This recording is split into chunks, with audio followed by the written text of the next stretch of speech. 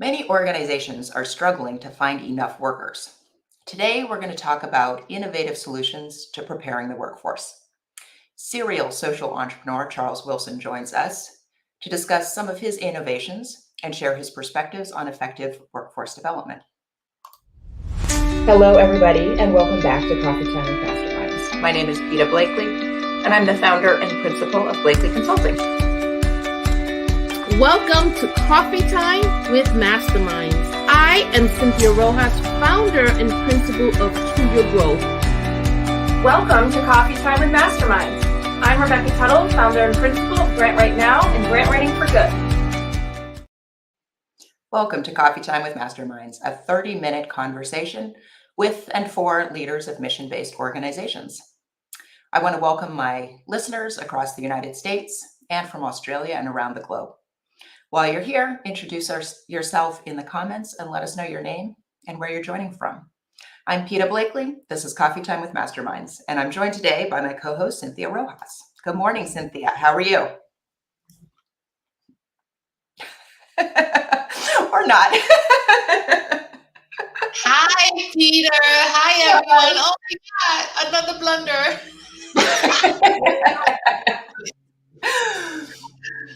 It's Friday. Good. I'm good. Today we're going to be joined by my friend Charles. Charles Wilson is the founder of CW Consulting Group, where he focuses on providing diverse workforce development solutions in training, preparation, and staffing. Charles is a U.S. Navy nuclear submarine veteran, and he consults on workforce issues in the construction, energy, and utility industries. Good morning, Charles. How are you? Good morning. Very happy to be here. Thank you for joining us today. My pleasure. You know, you provide some very particular kinds of workforce development consulting around specific industries. What inspired you to focus on these industries? Well, my background, as you shared, is in nuclear operations, where that skill set was really introduced to me. I had no idea that energy was a viable option for a career. I'm from the South Side of Chicago, born and raised there to a single mother and two younger siblings. And we grew up in an impoverished environment, one also sort of littered with violence in Chicago as a young man. And so there weren't many things that I was really thinking about post high school outside of not being dead, honestly. So when I graduated, without really having a plan, a friend of mine joined the Navy, and he needed another person to join with him in order to get a higher rank. So I was a referral. Oh. I was delivering pizza. I was delivering pizza. And he called me, and I was myself about to become a teenage father at the age of 17. So he introduced me to the path. I took a test, passed the test, was then selected to be part of the Navy nuclear propulsion program, and then volunteered myself to be on submarines, a piece of metal that's meant to sink. After I, and what really happened was that I found myself having benefits. I had a primary care physician.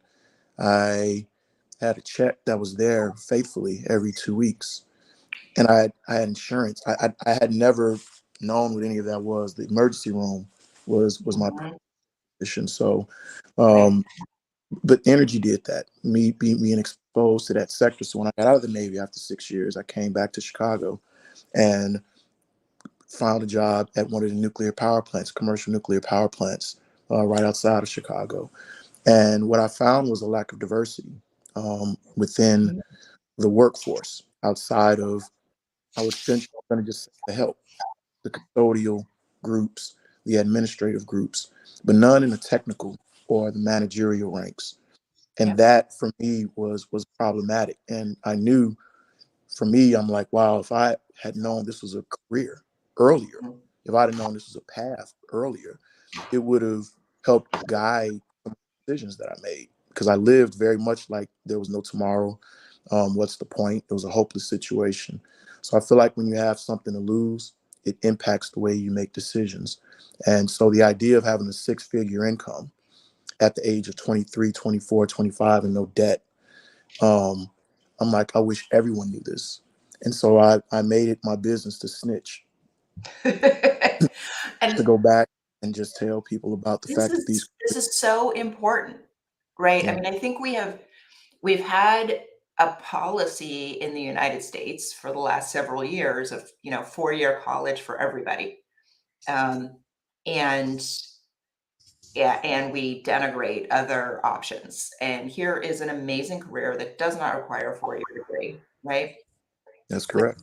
salary, no debt.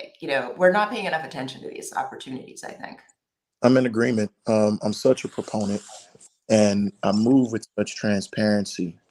So as I shared, I was a teenage father. Um, my oldest and firstborn is a daughter. She's 25, Erin Wilson. And then behind her is my son, Will. She had a four-year, full-ride academic scholarship to Howard University when she Wow. graduated. She had 7 other options as well. My son was a year behind her, and he had a partial scholarship, and he intended to go to Arizona State University. After about the first semester at Howard University, after, for some reason, my daughter taking on 7 classes, 7, she Yeah. burned out, Yeah. as one would expect. But Yeah. ironically, I wanted to Well, change. which is not that unusual a story for first generation students to not have realistic understandings of their ability or their capacity, right? Or yeah, Well, there should be some guidance. I mean, I felt that she should have had a little bit of guidance to at least let her know what she was getting herself into. But yeah, nevertheless, did a hard reset. She came to me, Dad, I don't know what to do. I'm drowning. I yeah, said, well, you considered, nuclear operations on a commercial side? She said, I have, but not to the extent that we're talking now. And my yeah, son hell bent on going to Arizona State for the college experience, to the yeah, tune of the remaining $30,000 that would have had to go into that. yeah. I asked both of them. I said, "There's a 2-year school in Mexico, Missouri, called State Technical College in Missouri. It's a 2-year program, nuclear engineering technology. And if you go there, you can bypass the 6 years in the Navy that I had to do, because there'll be a direct pipeline to the commercial nuclear industry." Well, they both did. She left after that first year. He graduated that next year. They got a home that they rented down there, and were the first graduating Black brother and sister combination from that school in its history. Well, I can tell you now, with them having both entered the industry in 2020, no, 2019 and 2020, the son and daughter, Yeah. each have no debt. And he's going to kill me for saying this, but my son now, he made $172,000 last year. My Wow. daughter is on track this year. She's going to be at least 150,000. Mhm. Neither of them have debt. Yep. Both of them 700 plus credit scores. Yeah. He's a owner. She has an apartment, but is deciding if she wants a home. It's really Mhm. her. And Yeah. so, why I'm saying to you that I believe this has been something that has changed absolutely the trajectory of my life. It has been now a generational that allows them to have options. Mhm. Yeah. So you also do some consulting around construction trades, is that right? Um, tell us about some of the opportunity in that field. Yeah, I sort of group the skilled trades under one umbrella. I Okay.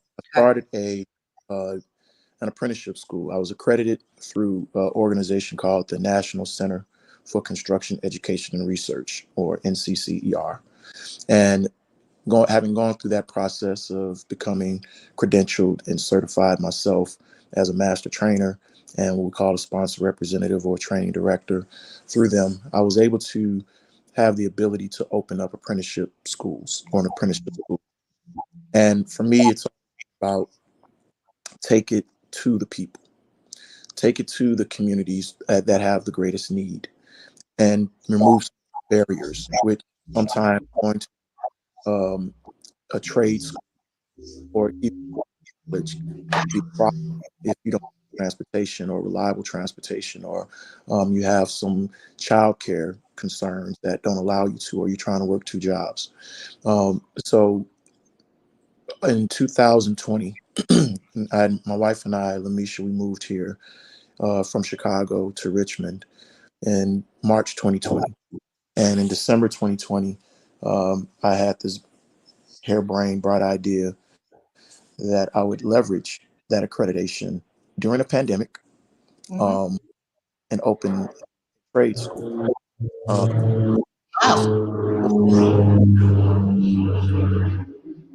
so I called in a favor with a friend who was a master carpenter, 25-year carpenter, and he moved here from Chicago to launch this cohort that we did with carpentry. The school itself is called the Legacy Builders STEM Academy, and I did a different play on the term STEM. For Yeah. us, it's ST dot.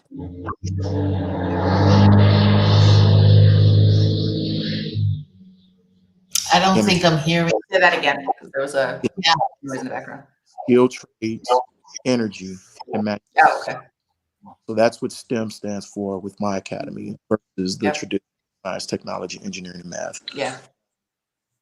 All of these are careers, all those under that umbrella, from carpenter to plumber to electrician to overhead line electrician to manufacturing. All these fields, um, they're never going to expire. The Right. need for them is never going to go away. It's not going to be true. You're going to Yep. always go throughout the US and internationally and find the need for those skill sets, meaning that Right. you'll have a way to earn not only a livable wage, but an above Yeah. the wage. And so Yep. that's what put all of um, those trades umbrella training.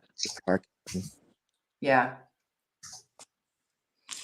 Are there other, industries or fields that you think need this kind of approach, right? Need us to be thinking a little more creatively and thinking about how do we get people who've historically not had as much economic opportunity, into these high need, really great living wage fields.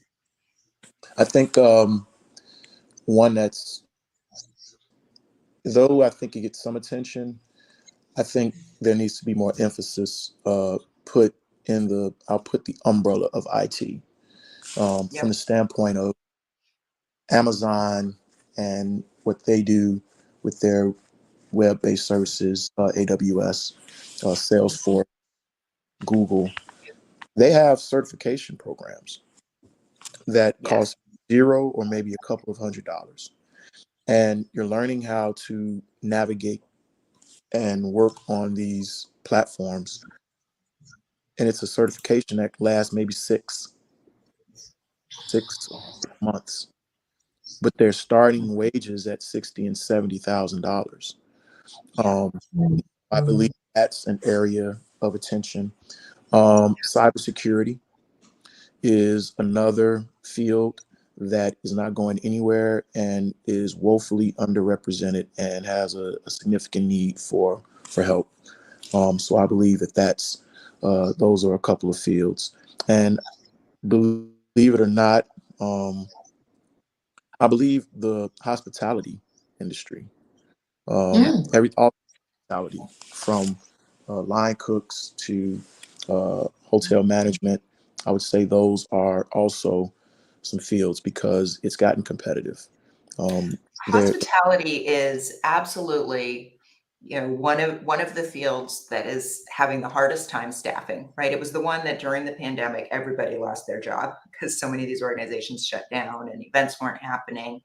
Um, and it's one of these fields where you have to physically go to work, and a lot of the jobs are not all that well paid. But there is real opportunity in some of these big hotel chains and organizations like that, immense opportunity. Yeah, I mean, Yeah. it's been a, we're now talking about a bidding war for talent. Yeah. Yeah. They're valued much more since the pandemic occurred, how much the service industry really needed. So you can't Yeah. look down your nose at these individuals who work in the area. And I can attest to that. I have a restaurant as well, a Yeah. restaurant and a whiskey cigar lounge. And I can say to you that I never tried to cut corners in the compensation for the people that make up the staff and the team that they are highly valued, and they make people's lives feel a little bit better for that small window of time. So, Yeah. but you have to compensate them. And I believe now that industry has really come to understand their worth, and they're not taking $12 an hour. They're not taking $5 an hour. They're not doing it. You have to come with it. So those are some industry. Right. I have a question, and you alluded to it. So your children are immensely lucky to have you, and you are this wealth of information that has transformed or led them to an amazing pathway. And what I find is that people don't know how to access. So it's less about will. There is a desire for a better life. There is a yearning to get out of what might be perceived as the path we're supposed to follow so that we can follow a better path. How do people hear about this? Where can our regular Joe check this? I have never heard of commercial nuclear plants in my. I don't even know what that means. I wish somebody had talked to me about that. Girls, I Yeah. have no idea what that is. So how do people hear about this Mhm. or learn about it? Yeah. So I mispronouncing nuclear when I was in Chicago. Nuclear. I did You're right. such foreign. I mean, and outside of a bomb, I had Right. no understanding of what the term and That how was what my everyday life is. Um, it really was happenstance, and one of the things I believe, to your point, is there is a lack of awareness, and then after the awareness, there's a lack of access. yeah. So I'll share this platforms, and though it may not be, you may not know something as direct as this, platforms like this, where you have one more person that just found out about it. Guess what they're going to do? Snitch. Yeah. I had the pleasure in 2014 to be invited to speak before the U.S. House of Representatives Energy and Power Subcommittee. It was by the invitation of then Vice Chair Congressman Bobby Rush, who I believe now is the chair of that committee. And they were crafting a 21st century workforce bill that was intended to bring more minorities into energy and manufacturing careers. That testimony catapulted and created a platform for me that I hadn't even thought of before, because now I had interest from multiple congressional members, interest groups. I, about a year before that, was in high schools. I had a more social emotional learning program, which that was the intent, to make people aware at first. Now it then was say, okay, now the access. So I was working on the decision-making process of our young people. If you do this, here are the consequences. How do you think critically? What's the process of thinking critically? And went into about 50 different middle schools, high schools, and taught this curriculum that I created to 4,000 young people.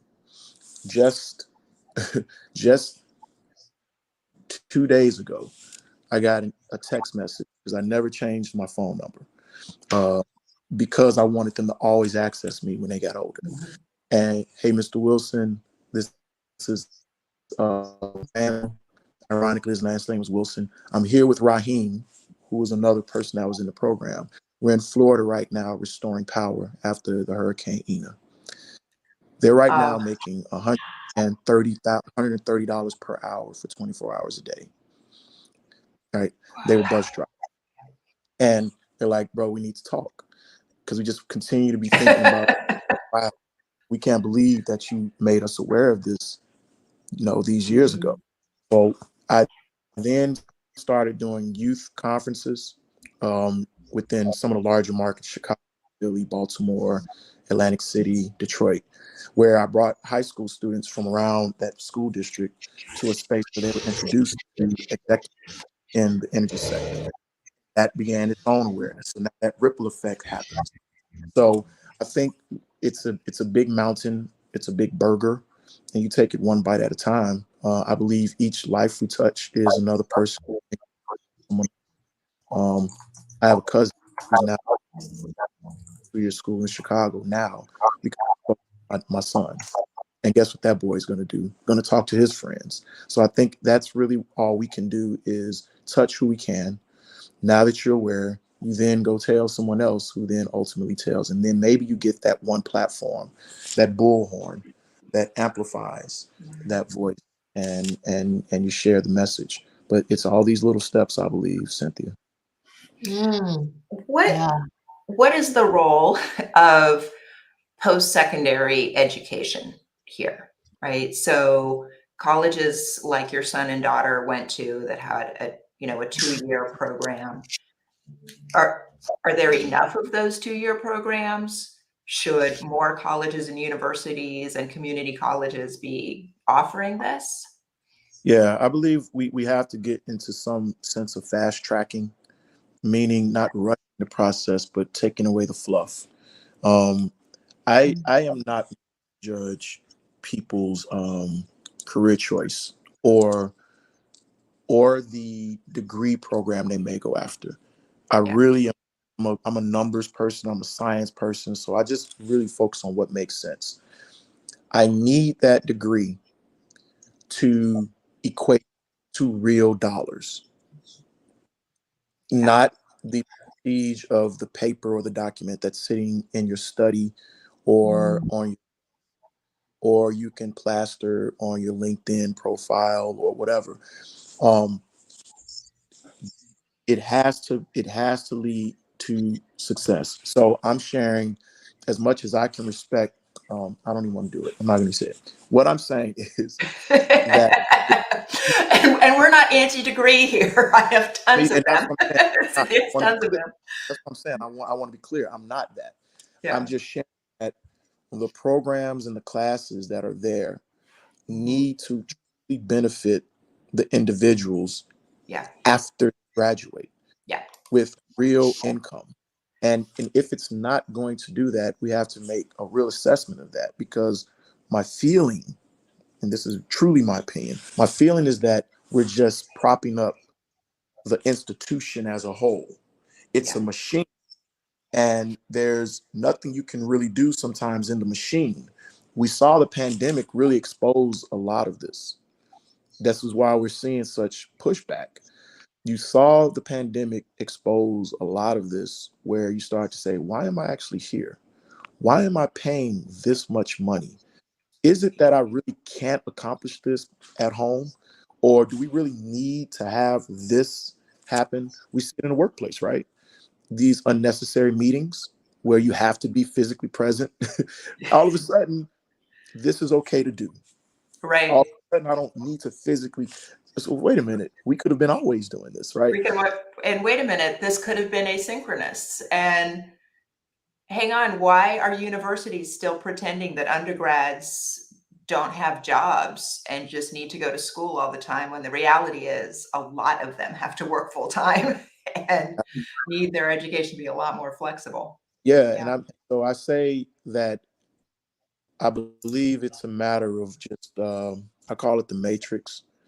It's Mhm. hard when your brain is set to it being a certain way, and Yeah. especially if it impacts your life, right? Because we are talking about professors, tenured. We're talking about people. They went to school to come back and work in academia. So it directly impacts their own livelihood. So you have to have a understanding, not you, but in general, that there's bias in some of the things, but I believe you also saw entrepreneurship within even the college realm as they had to get nimble, they had to pivot, Yeah. they had to find ways to make it worth the money. So I think that it's I about think willingness, that, and there has to be that. I think, students and families are becoming a lot more cautious about investing hundreds of thousands of dollars and taking on a whole lot of debt for these degrees that don't guarantee anything financially, right? Yeah. I Yeah. like the other part that I'll say again in this sort of space of if you make certain moves and pivot when necessary, both the companies my daughter and son are at, and when I was within the industry, they have tuition reimbursement, and in most cases will upfront cover the cost. Mhm. So if they and when they decide to complete whatever degree program, again, that needs to make sense, that leads to, for some reason, them elevating within the industry, within that company, Yeah. um, they pay for it. The companies will. So yet again, they'll have no debt while doing that. And I think that's one of the things we want to make sure that we're educating our people that are looking at post-secondary. Make it make Yeah. sense.